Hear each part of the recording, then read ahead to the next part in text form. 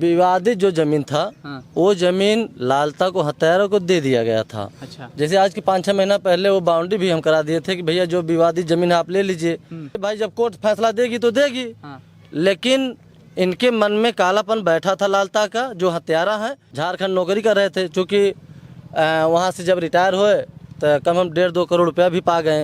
एक लड़का उनका एसआई हो गया, मेरठ में उसकी पोस्टिंग थी। इतना दबदबा बना लिया था, जैसे रोड पे चल रहा था तो हमारे जो गांव के वो रोड छोड़ के उतर जा रहे थे।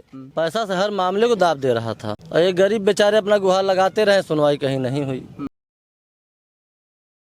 17 साल का वो बालक, तलवार से इस तरीके से गर्दन पे वार किया गया, बच्चे का गर्दन माँ की कोख में जा गिरा और माँ की कोख सुनी हो गई। तमाम आपको ये मामले नज़र आ रहे होंगे, सोशल मीडिया हो या फिर अखबार हो, लेकिन टीवी चैनल तो दूर दूर तक कोई मतलब नहीं है तमाम। लेकिन उस मुद्दे पे बात नहीं करेंगे। आज लगभग 13वां दिन है और तमाम राजनेता आ रहे हैं, तमाम पत्रकार बंधु आ रहे हैं और अपने स्तर तक सभी काम करने की कोशिश कर रहे हैं, लेकिन आज तक कोई नज़र नहीं आया था। सामने प्रधान जी यहाँ के मौजूद हैं, जानने का प्रयास करें। क्या नाम है आपका? वीरेंद्र यादव, ग्राम प्रधान कबीरुद्दीन। ये मामला लगभग कितने सालों से चल रहा था? ऐसा था, ये मामला 30-35 साल पुराना है। जो जमीन का विवाद था ग्राम समाज का, जिसमें जो विवादित जमीन था, विवादित जो जमीन था वो जमीन लालता को हत्यारों को दे दिया गया था। अच्छा। जैसे आज की 5-6 महीना पहले वो बाउंड्री भी हम करा दिए थे कि भैया जो विवादित जमीन है आप ले लीजिए। चूँकि ये बहुत गरीब थे, कहे भी कि भैया जितना आप कह देंगे उतना प्रधान जी हम मान जाएंगे। रामजीत ने बोले, हम कहे ठीक है इनको यार दे दीजिए, और जो नाम की ज़मीन है उसमें आप बनवाइए। कल के इस समय बुलडोजर चल रहा है, कल के बनवाओगे, सरकारी ज़मीनें हैं, अगर गिर जाएगा तो बनवा भी नहीं पाएंगे आप। तो कहें हाँ भैया हम अपने नाम की ज़मीन बनवाएंगे और इन्हें दे दीजिए, अपना ये बना लें। तो मतलब यही पूरा तरीके से मामला था। तो अचानक से ये मामला इतना गंभीर कैसे हो गया? देखिए मामला ख़त्म हो गया था, जैसे रामजीत ए जाने की मामला ख़त्म हो गया, उसके बाद कोर्ट में मामला चल रहा था। तो ये सोचा सबने कि भाई जब कोर्ट फैसला देगी तो देगी, लेकिन इनके मन में कालापन बैठा था लालता का, जो हत्यारा है। और रामजीत ने 10-15 दिन हत्या के पहले वो कलकत्ता चले गए थे। वो जान गए थे मामला ख़त्म हो गया, अब कोई बातें है नहीं, कमाने चले गए। भाई जब 5-5 बच्चियाँ हैं, एक बच्चा जो है खिलाड़ी था, उसका भी आने जाने में हर खर्चा बैठ रहा था, तो कितना कर्जा लेंगे, वही कमाने चले गए। उनके मन में कोई था नहीं। 40 सालों से ये मामला चल रहा था। आपके पास कभी भनक गई इस मामले की? एक बार नहीं, कई बार गई। उसके बाद आज के 5-6 महीना पहले वो मामला भी ख़त्म हम कर दिए। अच्छा, अपने स्तर से? अपने स्तर से हमारे गाँव के मानिंद भी लोग थे और सब मामला ख़त्म हो गया। उसके बाद जो है बाउंड्री भी हो गया। मामला ख़त्म होने के बाद रामजीत ने अपने जो है कलकत्ता गए थे कमाने के लिए। लगभग अगर देखा जाए तो इस मामले में अगर एसडीएम ने निस्तारण पहले कर दिया होता तो ये मामला अभी तक इस तरीके से तूर पकड़ता? देखिए एसडीएम साहब ने अगर थोड़ा सा ध्यान दिए होते तो हत्या भी नहीं होती। और उसके बाद में लापरवाही राजस्व विभाग की है, इसीलिए आज यहाँ तक ये पहुँच गया है मामला। नहीं तो मामला एक ख़त्म हो गया होता। अगर राजस्व विभाग की बहुत यहाँ कमियाँ हैं। प्रधान का इस मामले में अगर रोल देखा जाए तो सबसे अहम रोल है, क्योंकि प्रधान एक गांव का सबसे बड़ा मुखिया होता है। प्रधान चाहता तो आगे सोर्स लगा के आपके द्वारा इस मामले को पूरी तरीके से निस्तारण कर सकता था। नहीं, मामला ख़त्म हो गया था। मामला हर चीज़ें ख़त्म हो गई थी। चूँकि लालता ऐसा आदमी था, उसको आज तक पूरे गाँव में कोई समझ नहीं पाया।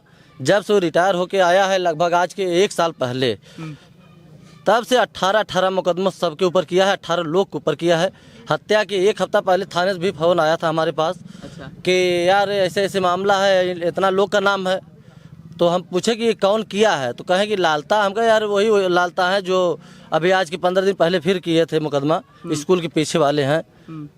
यानी पूरे गाँव में इस तरीके का इनका मामला चलता रहता था? हमारे मोहल्ले में कोई संतुष्ट नहीं था, सबके ऊपर मुकदमा किए थे। वो ऐसे व्यक्ति थे, झारखंड नौकरी कर रहे थे। चूँकि वहाँ से जब रिटायर हुए तो कम हम 1.5-2 करोड़ रुपया भी पा गए। एक लड़का उनका एसआई हो गया, मेरठ में उसकी पोस्टिंग थी। उसके बाद जो है कोई दिक्कतें पैसा की थी नहीं। और यहाँ हमारे मोहल्ले के लोग सब गरीब थे, बेचारे किसान थे। चूँकि जो रामजीत थे वो 5-5 बच्चियाँ थी, 2-3 बच्चियाँ की शादी 1.5 बीघा ज़मीन बेच के किए हैं। इतना गरीब थे, इतना दबदबा बना लिया था। जैसे रोड पे चल रहा था तो हमारे जो गांव के, जो हमारे मोहल्ले के हैं, वो रोड छोड़ के उतर जा रहे थे, ऐसा दबदबा बनाया था। समझाने पे समझ ही नहीं रहा था। हत्या के पहले 1 हफ्ता पहले भैंस गोरू जितना था उतना बेच दिया था। आश्वासन अभी तक कहाँ से मिल पाया है? आश्वासन डीएम साहब से मिला है।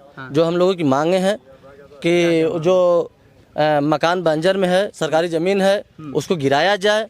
आश्वासन भी दिए हैं और हम लोग परसों 14 दिन मिलने भी गए थे। आपने ये नहीं पूछा जब ये बंजर में बन रहा था तो आप लोग कहाँ भांग खा के सोए हुए थे? ऐसा है कि वो इतना रात में बना लिया मकान, और इतना हमारे गरीब के लोग बोल भी नहीं पाए, और इतना डर रहे थे, इतना दबदबा बना लिया था कि आज ये मैटर यहाँ तक पहुँचा दिया।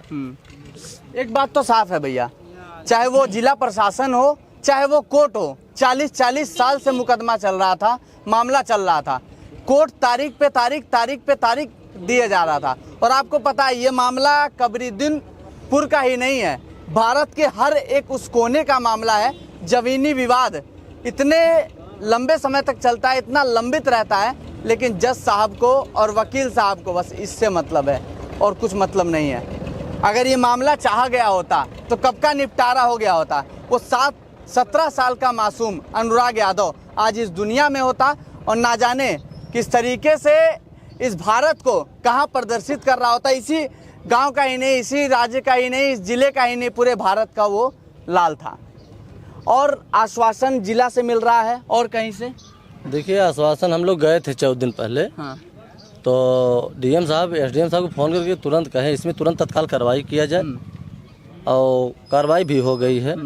और हम लोगों की मांगे जो मकान गिराने की जो बंजर में है हत्यारा का, वो ज़्यादा से ज़्यादा 15-20 दिन में सामने भी आ जाएगा।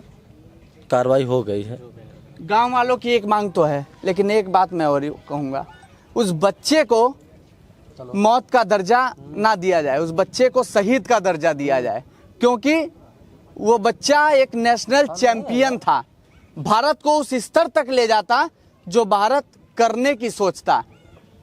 न जाने उस बच्चे के दिल में क्या था कि वो इतना कुछ करने की सोच रहा था। अगर आप उसका घर जाके देखेंगे ना तो घर मिट्टी का बना हुआ है, रहने के लिए बहुत अच्छी छत नहीं है, लेकिन वो बच्चा इतने ऊंचाई तक देख रहा था कि कुछ करना चाह रहा था।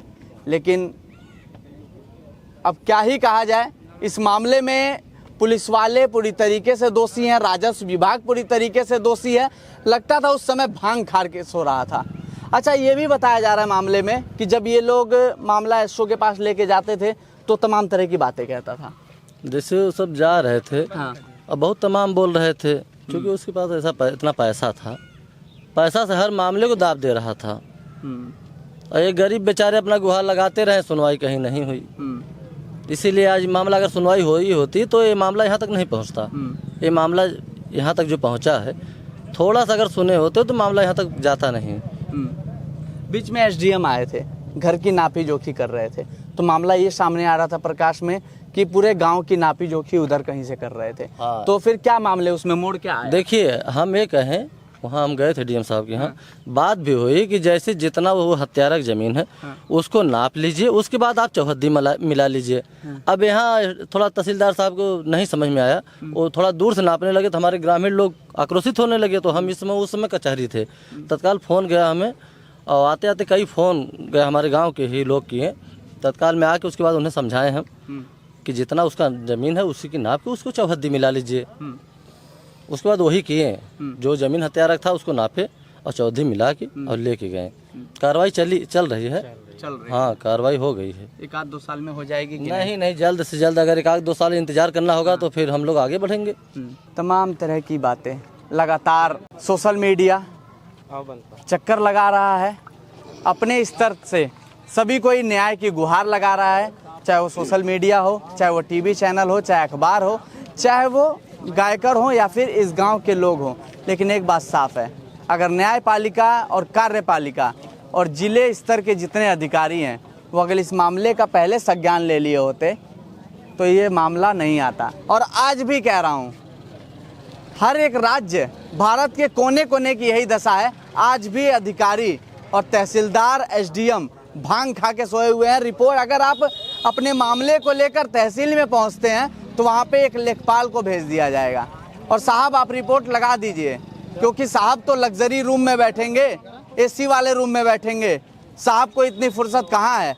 और जब इस तरीके का मामला हो जाएगा तब साहब चक्कर काटेंगे, एसी रूम से निकलेंगे, एसी गाड़ी से निकलेंगे और आएंगे, फिर इस तरीके का जांच करेंगे। अगर ये जांच पहले कर लिया गया होता, यहीं पे नहीं भारत के हर एक कोने में राजस्व विभाग जांच कर लेती ज़मीनों की कि कहाँ पे इस तरीके का मकान बना है, सरकारी ज़मीन में बना है या फिर खलिहान में बना है, किस जगह पे बना है। अगर इसका जांच कर ली होती तो इस तरीके के मामले सामने नहीं आते। और अगर देखा जाए भारत में लगभग इस तरीके का मामला जो ज़मीनी विवाद है, लगातार लोगों की मौत ही होती है और 101% इसी तरीके के मामले को अंजाम दिया जाता है। बाकी लगातार जौनपुर अनुराग हत्याकांड पे आपको वीडियो नज़र आ रही होगी, आपकी क्या राय है कमेंट सेक्शन में ज़रूर बताइएगा। बाकी ये देखना है कि इस मामले को एसडीएम साहब, डीएम साहब बंद करके फ्रीज में रख देते हैं या फिर इस मामले का संज्ञान लिया जाता है। आपकी क्या राय है कमेंट सेक्शन में ज़रूर बताइएगा। कैमरा पर्सन के साथ मैं अश्विनी श्रीवास्तव, भारत एक नई सोच।